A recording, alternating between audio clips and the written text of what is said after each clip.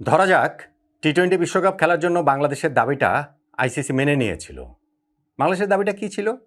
টি-20 বিশ্বকাপ আমরা খেলবো, তবে ভারতের মাটিতে খেলবো না। আমরা জানি যে এর মধ্যে অনেক রকম সমীকরণ, অনেক রাজনীতি, অনেক স্বার্থসিদ্ধির ব্যাপার রয়েছে। ওগুলো নিয়ে বিস্তর আলোচনা হয়েছে, হচ্ছে, ভবিষ্যতেও হবে।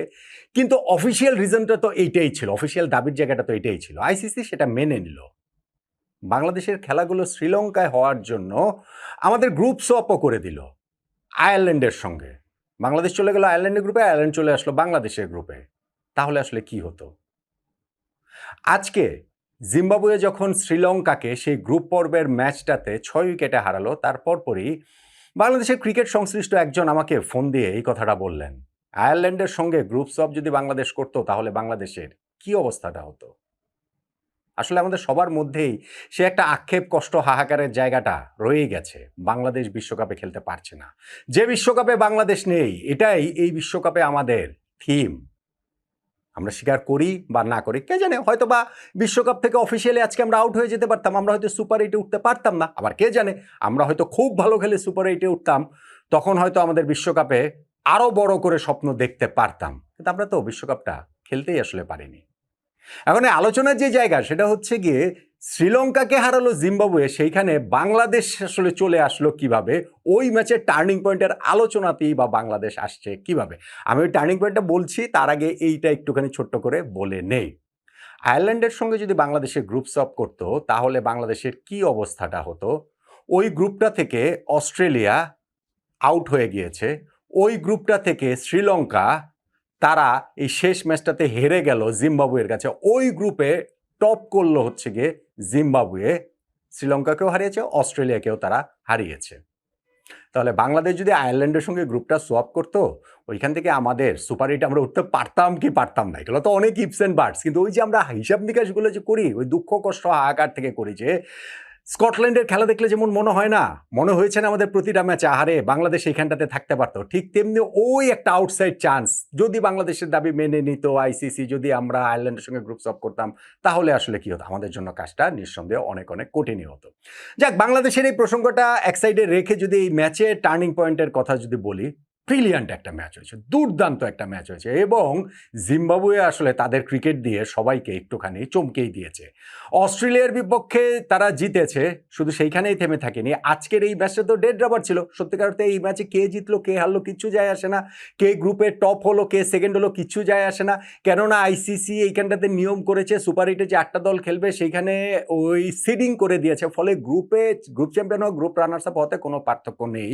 কিন্তু যেই ম্যাচটা হলো শ্রীলঙ্কা জিম্বাবুয়ের মধ্যে, সেই ম্যাচ দেখে সেটা কে বলবে, দুর্দান্ত একটা ম্যাচে দুর্ধর্ষ একটা জয় জিম্বাবুয়ে তুলে নিল 6 উইকেটে, তুলে নিল সিকান্দার রাজার ব্যাটেই, নয় কি?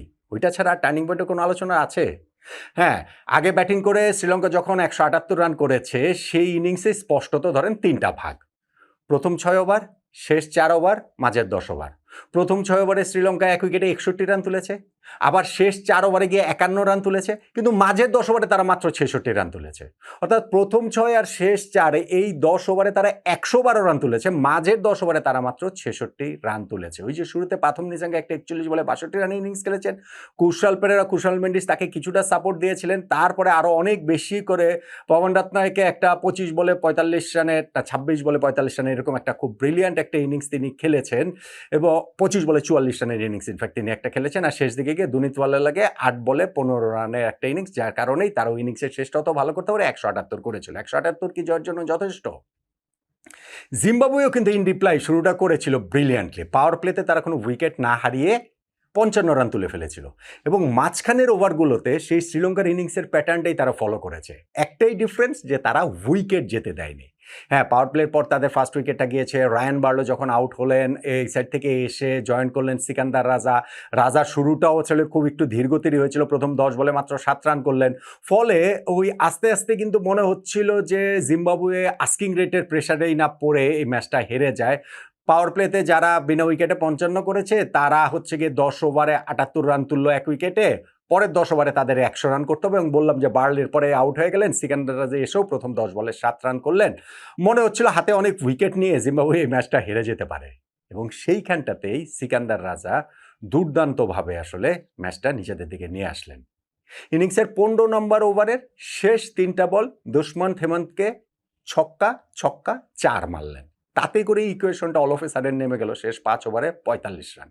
নেক্সট ওভারে আবারও তিনি ওইখানটাতে থিকসানাকে একটা ছক্কা মারলেন, 4 মারলেন। নেক্সট ওভারে মাধুসংখ্যাকে আবারও একটা ছক্কা মারলেন। ফলে যেইখানটাতে শ্রীলঙ্কা একটু কমফোর্টেবল অবস্থায় ছিল, আনকমফোর্টেবল ছিল, উইকেট নিতে পারছিল না, কিন্তু আস্কিং রেট তো জিম্বাবুয়ের অনেক বেশি ছিল, সেই জায়গা থেকে একটুখানি তারা আপার হ্যান্ডে ছিল। সিকান্দার রাজার ওই মুহূর্তে যে 4 ছক্কার ঝড় তোলা তিনি শুরু করলেন, ম্যাচে শ্রীলঙ্কা আউট হয়ে গেল, জিম্বাবুয়ে ইন করে ফেললো। শেষ দিকে গিয়ে একটুখানি কি বলা চলে যে একটু রোমাঞ্চ ছড়িয়েছে, যখন 3 ওভারে 19 রান লাগে, বা ধরেন 2 ওভারে 13 রান লাগে, ওই হাতে 8 উইকেটে রয়েছে, ম্যাচ তো শেষই। সিকান্দার রাজা ওই সময় আউট হয়ে গেলেন কত 26 বলে 45 না 25 বলে 46 রান করে, এরকম একটা ইনিংস খেলে তিনি আউট হয়ে গেলেন। কাভারে, এক্সট্রা কাভারে একটা ক্যাচ দিয়ে ওই ওভারেও আরও একটা উইকেট পড়লো। লাস্ট ওভারে 8 রান লাগে, প্রথম বলটাতেই হচ্ছে কি ওইখানটাতে ছক্কা হয়ে গেল। শ্রীলঙ্কা বিপক্ষে ম্যাচটা জিম্বাবুয়ে জিতে গেল। বেনেট তিনি এক প্রান্তে নট আউট ছিলেন হচ্ছে গিয়ে 60 অড রান করে। তাহলে যেখান থেকে আলোচনাটা শুরু করেছিলাম যে বাংলাদেশের সঙ্গে গ্রুপ সোয়াপ করলে আয়ারল্যান্ডের সঙ্গে, তাহলে এই গ্রুপ থেকে কি বাংলাদেশ সুপার এইটসে যেতে পারতো? ভাই এই হিসাব তো আপনি যদি এইভাবে দেখেন যে না, অস্ট্রেলিয়া আউট হয়ে গিয়েছে, শ্রীলঙ্কাও হচ্ছে গিয়ে গ্রুপ চ্যাম্পিয়ন হতে পারেনি, জিম্বাবুয়ে এইখানে বরং এই দুইটা দলকে হারিয়ে ফেলেছে, বাংলাদেশ এইখানে থাকলে কিভাবে কি করতো?